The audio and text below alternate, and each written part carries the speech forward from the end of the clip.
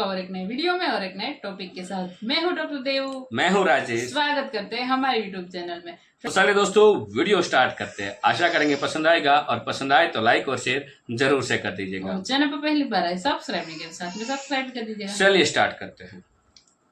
प्रधानमंत्री नरेंद्र मोदी सरकार 3.0 बनने के बाद ये पहली विदेश यात्रा कितनी अहमियत है इस विदेश यात्रा की? अरुण, देखिए, मोदी 3.0 के अंदर ये प्राइम मिनिस्टर नरेंद्र मोदी की जाहिर सी बात है पहली यात्रा है।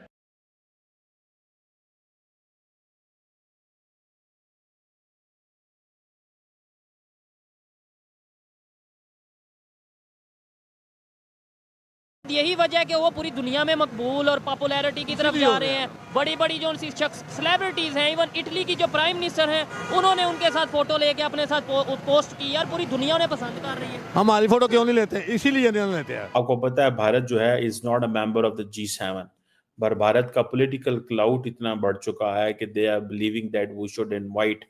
IMF प्रोग्राम के बावजूद पाकिस्तानी मईशत की बहाली होकर नहीं दे रही। हमारी इस माशी हालत की बड़ी वजह फरसूदा टैक्स निज़ाम है, ये तो हम सारों को पता है, जिसको आलमी इदारे बदलने पर काफ़ी जोर भी दे भी रहे हैं और काफ़ी अरसे से कह भी रहे हैं इस बारे में। वो ये समझते हैं कि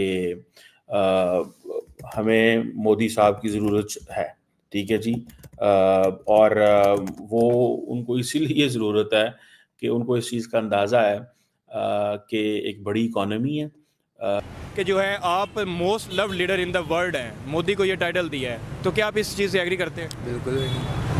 अब पाकिस्तान के लव लीडर ना हो, लेकिन दुनिया के लिए तो है ना। यूएस भी प्रेज कर रहा है, जो है क्या कहते हैं, रशिया भी कर रहा है, इटली भी कर रहा है, सारे कर रहे हैं। तो सारे उनके लिए तो वो है पावरफुल और लव लीडर भी। उनके लिए इस लिहाज से हम कह सकते हैं कि पावरफुल और लव है, क्योंकि ऑब्वियसली वो अपने टेन्योर के अंदर उसकी इंडिया की इकॉनमी को ऊपर लेके गया है। आलमी बैंक ने पाकिस्तान को खबरदार कर दिया है कि वो तमाम टैक्स रियायतें ख़त्म करे और ज़राअत, प्रॉपर्टी और रिटेल कारोबार से हासिल होने वाली आमदनी मौसर टैक्स नेट में लाई जानी चाहिए। मिस्टर मोदी के लिए इम्पोर्टेंट इसलिए भी है इटली के साथ अच्छे ताल्लुकात, एंड वो इसलिए भी है क्योंकि जो India middle east Europe corridor है, इटली भी आप समझ लें this is the first country जहाँ पे ये सारी जो है वो एक्सेस मिलनी है इंडियन ये जो कॉरिडोर।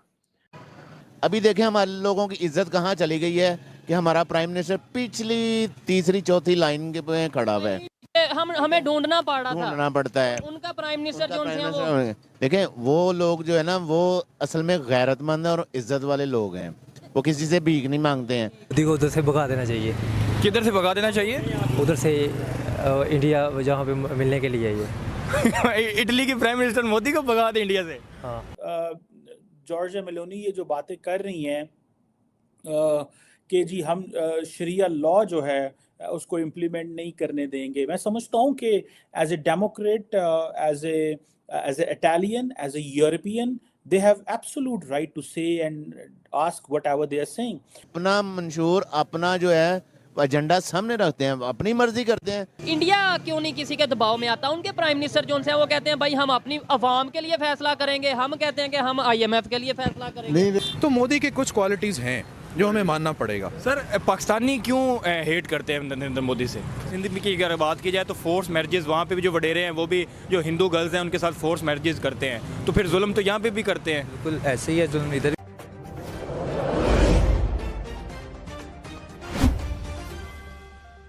गई है कि हमारा प्राइम मिनिस्टर पिछली तीसरी चौथी लाइन के पे खड़ा हुआ है।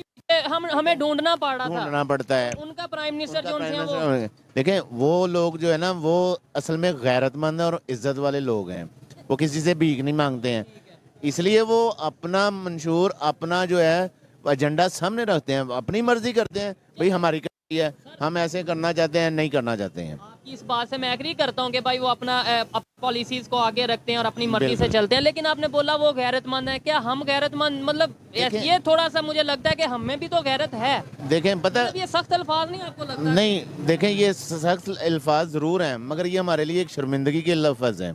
उसकी वजह पता क्या, हमने आज तक कुछ भी नहीं कर सके। हम जिस वक्त हम कुछ करना चाहते थे हमें उल्टा के नीचे फेंक दिया जाता था, ठीक है। उसमें सबसे ज़्यादा जो है वो ये है कि पिछली जितनी भी गवर्नमेंट ताकतें हैं ना, वो सब इन्वॉल्व हैं। ये लोग चाहते ही नहीं है कि पाकिस्तान फले फूले और तरक्की करे। अच्छा, हम लोग ये बताएं, हमारे जो पॉलिटिशियंस हैं या हमारी गवर्नमेंट है, वो अवाम के ऊपर जो महंगाई का बोझ दिन ब दिन बढ़ता जा रहा है, इसे कम करने के लिए, पेट्रोल की कीमत कम करने के लिए, बिजली की कीमत कम करने के लिए हम कौन से ऐसे फैसले कर रहे हैं? हम कौन से सख्त फैसले, जैसे उन्होंने कहा कि भाई नहीं, मैं ये साइन नहीं करूंगा। हालांकि आपको पता है कि वो बड़े हाईलाइट रहे हैं वो इस सारी कॉन्फ्रेंस में। जो उनसे इटली की प्राइम मिनिस्टर है, उन्होंने फोटो ली और वो सोशल मीडिया पे उन्होंने पोस्ट की और बहुत से लोगों ने 44 मिलियन लोगों ने उसे देखा। अपने अंदर ये रिकॉर्ड है। हम क्या कर रहे हैं? देखिए मसला पता क्या, हम लोग यहाँ पे ना, हमारे जो जितने भी सियासतदान है ना, जितने भी हैं अभी के हैं, आज से 75 साल भी चले जाएं, इन लोगों ने ना आज तक सिर्फ अपनी औलादों के लिए और अपने लिए सोचा है। इन्होंने मुल्क के लिए कुछ भी नहीं सोचा। उधर वहाँ पे लोग जो हैं, वो उनकी जो गवर्नमेंट है, उनकी आवाम है, वो अपने मुल्क के पहले, सबसे पहले अपने मुल्क के मुतालिक सोचती है। वो ये नहीं देखती है कि क्या है क्या नहीं है।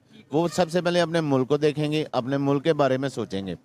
इसलिए लोग वो अपने फैसले करते हैं। इसीलिए तो मैं कहता हूँ ना कि वो लोग गैरतमंद हैं।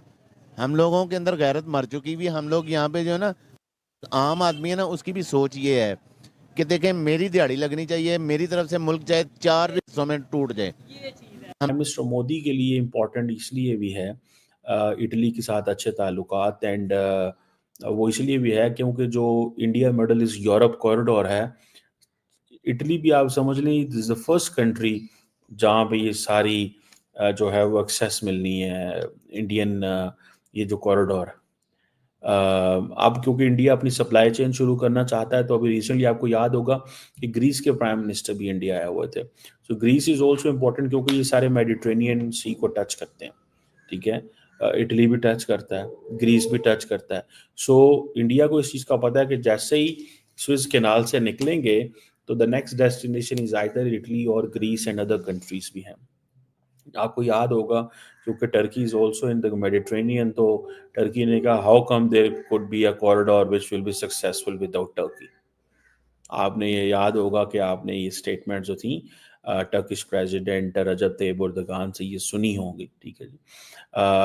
अब इसकी ज़रा एनालिसिस कर लें कि right when the second phase of elections is going on, and कल सुबह इलेक्शन है, आज रात इटालियन पीएम की कॉल आ रही है। एक चीज़ तो ये है कि एक तो इंडियन डेमोक्रेसी को थोड़ी दाद देनी पड़ेगी कि इंडियन डेमोक्रेसी बाकी मुल्कों की तरह या पाकिस्तानी डेमोक्रेसी की तरह नहीं है कि नरेंद्र मोदी के ऊपर अब 10 किस्म के सवाल ऑपोजिशन उठाए या कोई अदारे उठाएं, but they do believe that if he is a prime minister then the elections even could be credible. When Manmohan Singh was a prime minister, the BJP didn't raise a question on their credibility. So एक चीज़ को तो ये हमें थोड़ा सा मतलब we have to give an honor on this. ये एक honor देनी पड़ेगी कि वो अपने institutions को ऊपर ले आए हैं, कि वो आप उनकी 10 चीज़ों से और disagree कर लें, लेकिन इस चीज़ में कि ये जो केयरटेकर सेटअप हम करते हैं वो नहीं।